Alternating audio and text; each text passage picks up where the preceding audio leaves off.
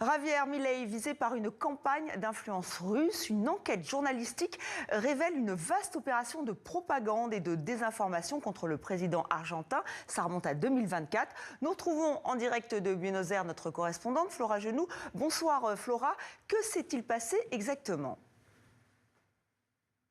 Oui, alors les faits ont été révélés par un réseau international de journalistes, donc Forbidden Stories en France. Selon cette enquête, des agents russes regroupés sous le nom de la compagnie ont déployé une stratégie de diffusion de contenu dans des médias en ligne et sur les réseaux sociaux en Argentine. Son objectif, discréditer le président ultralibéral Javier Milei. Ce système s'est mis en place entre juin et octobre 2024, selon les documents publiés. À l'époque, cela ne faisait même pas un an que Javier Milei était au pouvoir. Au total, près de 250 articles auraient été publiés dans plus de 20 médias argentins pour un budget d'environ 240 000 euros.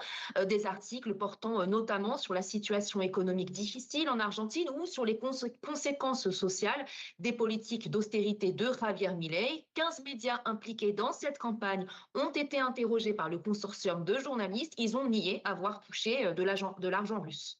Et comment a réagi le gouvernement argentin et surtout le président ? Alors, le président Javier Milei a publié un message sur X après les révélations. L'espionnage mis au jour est d'une gravité institutionnelle rarement vue dans l'histoire, a-t-il estimé. Il a assuré que le gouvernement irait jusqu'au bout pour, je cite, identifier tous les acteurs directs et indirects qui ont participé à ce réseau d'espionnage illégal. Le secrétariat du renseignement argentin a indiqué que l'affaire avait déjà fait l'objet d'investigations et avait été transmise à la justice en 2025. Flora Genoux en direct de Buenos Aires, merci à vous.